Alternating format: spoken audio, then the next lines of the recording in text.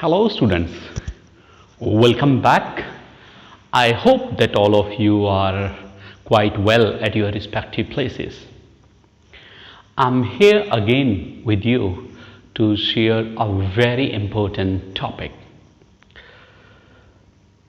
In daily conversation, you must have heard certain sentences which you are not able to understand. Sometimes people say वो शायद आ जाए, वो आज शायद ही आए, आज शायद बरसात हो, आज शायद ही बरसात हो. So there is very little difference in speaking, but many students do not understand how to express, how to write these sentences exactly. Models play a very significant role in these kind of sentences. So we are going to start model, and if you have a good knowledge, sound knowledge about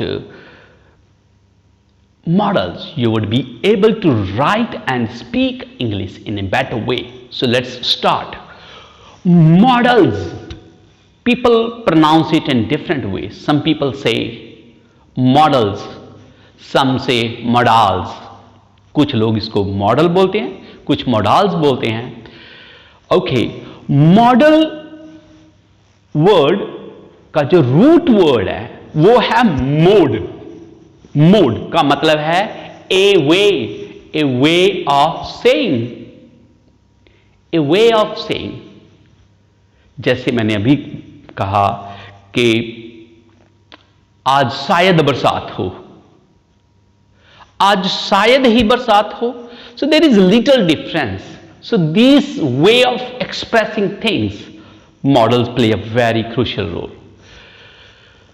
So first of all, I would like to tell you that there are 13 models. Which are 13 models? Will, shall, may, might, can, could, must, would, should, need. Need is a model, a noun as well as a verb. So but in this lesson we will discuss only model. Used to, ought to, and 13th is dare. Dare is a model, a noun and as a verb. So we will discuss all of them, but we would start with the most widely used model, that is would. But before I start, I would like to tell you certain rules about models, and these rules apply to all the models. So there are 5 rules, so understand them well so that you could use them accurately, perfectly. What are the rules? The very first rule of model is all models take first form of the verb. सारे के सारे models के साथ verb की first form लगती है. Like I can do it, I could do it, he could do it, she could do it. So all the models will take first form in normal conditions. In passive, of course, in passive they will take third form. Second, 2 models take 2. सिर्फ 2 model हैं जिनके साथ to लगता है. Used to and ought to, only 2. किसी भी और model के साथ टू नहीं लगता। अगर आप लगा रहे हो तो गलत है। Third, number and gender no effect. What does it mean? इसका क्या मतलब है कि सब्जेक्ट चाहे सिंगुलर हो, चाहे प्लूरल हो, चाहे मेल हो, चाहे फीमेल हो, उसका मॉडल के ऊपर कोई असर नहीं पड़ता। I can speak English, you can speak English, she can speak English, he can speak English, they can speak English.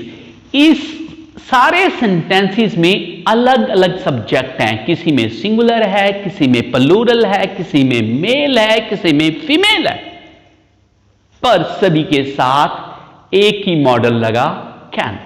So model के ऊपर नंबर और जेंडर का कोई असर नहीं पड़ता। पास्ट, जिन मॉडल का पास्ट नहीं होता उनका पास्ट बनाने के लिए उनके पीछे हैव लगा के थर्ड फॉर्म लगा दीजिए, उसका पास्ट बन जाएगा। जैसे you should help him, you should help him, तुम्हें उसकी मदद करनी चाहिए। शुड का पास्ट नहीं है। अगर आपने शुड का पास्ट बनाना है तो शुड के पीछे हैव लगा के वर्ब की थर्ड फॉर्म लगा दीजिए, उसका पास्ट बन जाएगा। कैसे? You should have helped him, you should have helped him, आपको उसकी मदद करनी चाहिए थी। You should have spoken the truth, आपको सच बोलना चाहिए था। You should have worked hard, आपको मेहनत करनी चाहिए थी। सो जिन मॉडल्स का पास्ट नहीं होता उनका पास्ट बनाने के लिए उनके पीछे हैव लगाकर वर्ब की थर्ड फॉर्म लगा दीजिए, उसका पास्ट बन जाएगा। Fifth and last, shall and will, these two models are interchangeable। Interchangeable क्या मतलब है? उनको एक दूसरे की जगह इस्तेमाल किया जा सकता है। I shall go there, I will go there, definitely उसमें कुछ उसके मीनिंग में फर्क पड़ेगा, बट इनको एक दूसरे की इस्तेमाल किया जा सकता है और किसी मॉडल को एक दूसरे की जगह इस्तेमाल नहीं किया जा सकता।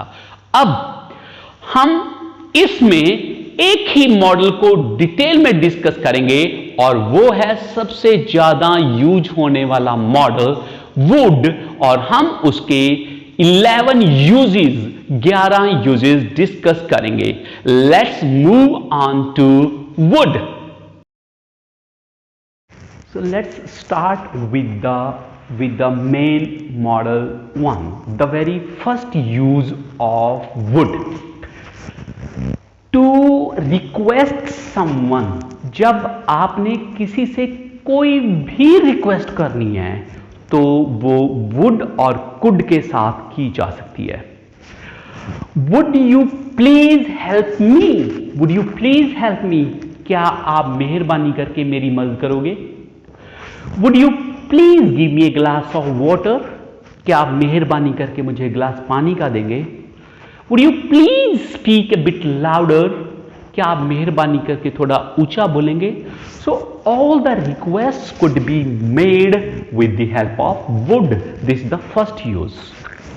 Would you please help me? Second, to tell one's will. Will का मतलब है इच्छा।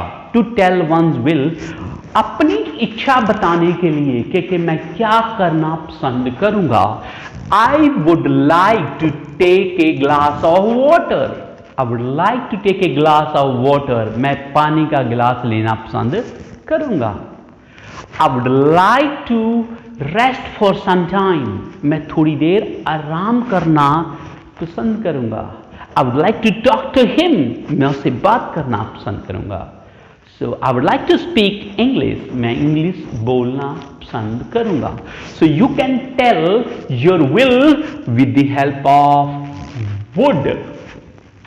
Third, to ask someone's will. Will का मतलब है इच्छा, किसी की इच्छा पूछने के लिए. Would you like to have a cup of tea? Would you like to have a cup of tea? क्या आप एक चाय का कप लेना पसंद करेंगे? Would you like to have a glass of water? क्या आप पानी का ग्लास लेना पसंद करेंगे? Would you like to go with me? क्या आप मेरे साथ जाना पसंद करेंगे? Would you like to have some rest? क्या आप थोड़ी देर आराम करना पसंद करेंगे? So let's move on to the fourth use of would. Let's move on to the fourth use. To give preference. Sometimes we give preference to one thing over the other. कई बार हम एक चीज को दूसरी चीज से ज्यादा महत्व देते हैं. जैसे मैं चाय की बजाय कॉफी पीना पसंद करूंगा. ओके, टू गिव प्रेफरेंस, किसी चीज को ज्यादा महत्व देने के लिए. I would rather die than beg. I would rather die than beg. मैं मरना पसंद करूंगा भीख मांगने की बजाय. I would rather die than beg. Would rather इस सेंटेंस में आएगा और देन भी आएगा ही आएगा. सो जिस चीज को आप प्रीफर कर रहे हो उसको पहले लिख दीजिए और जिस चीज की बजाय प्रीफर कर रहे हो उसको बाद में लिख दीजिए. I would rather take tea than coffee. मैं कॉफी की बजाय चाय पीना पसंद करूंगा. I would rather play than sleep. मैं सोने की बजाय खेलना पसंद करूंगा.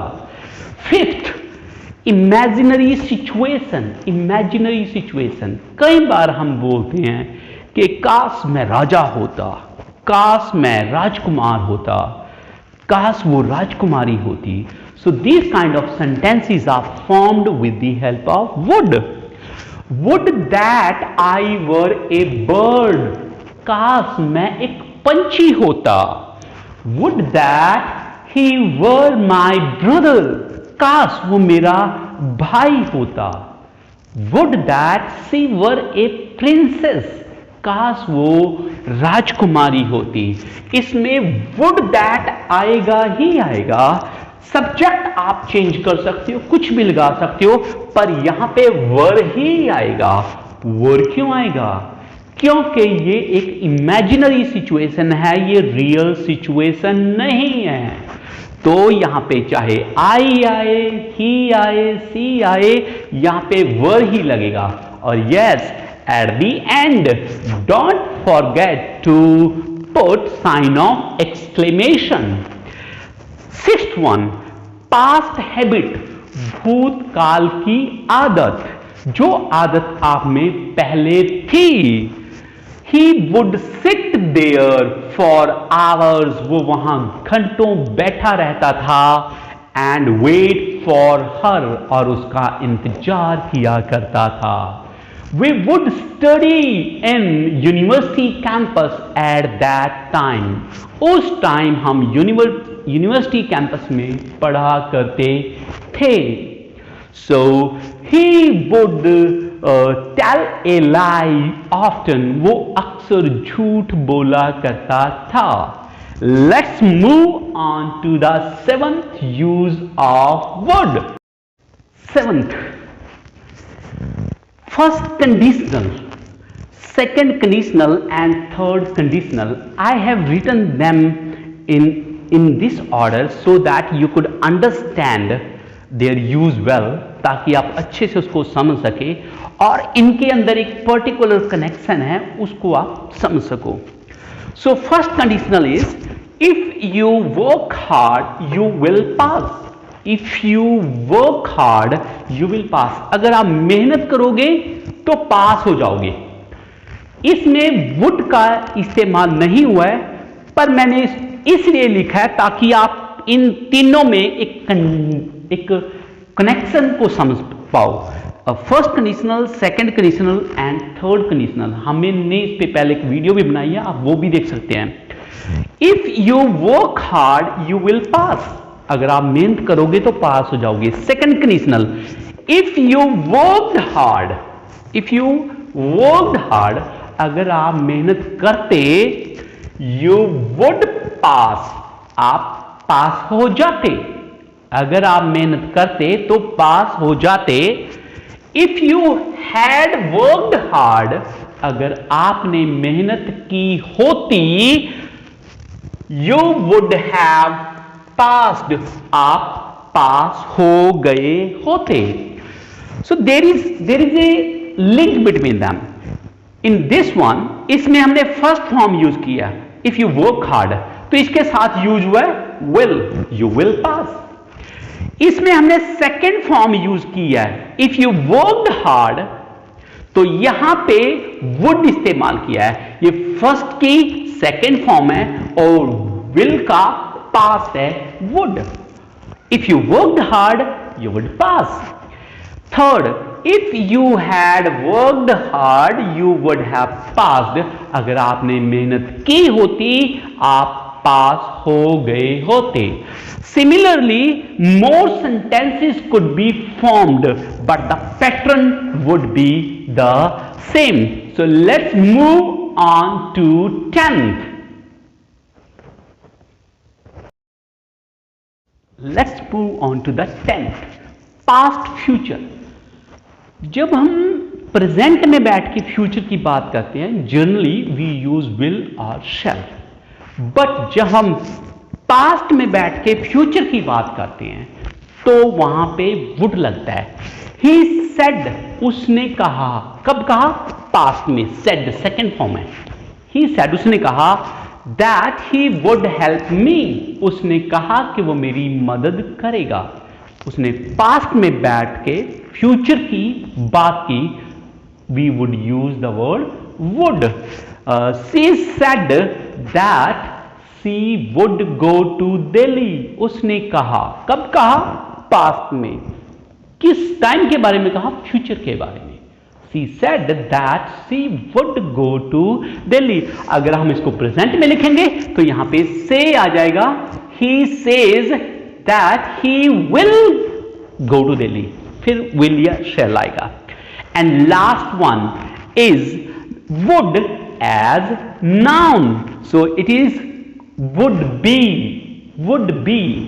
Sentence is how should be your would be. would be का मतलब है होने वाला या होने वाली। So how should be your would be, इसका क्या मतलब है? इसका मतलब है how should be your would be, आपका होने वाला पति या आपके होने वाली पत्नी कैसी होनी चाहिए या कैसा होना चाहिए। How should be your would be, आपका होने वाला पति या पत्नी कैसे होना चाहिए।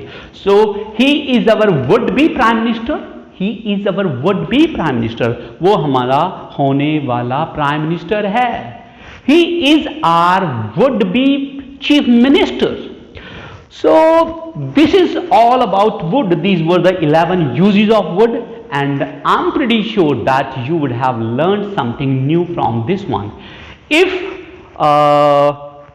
you have not subscribed this channel, subscribe it and give it a thumbs up if you like the content. And yes, don't forget to share this video with your near and dear ones so that they could have a better understanding of models. Bye. See you later in the next video.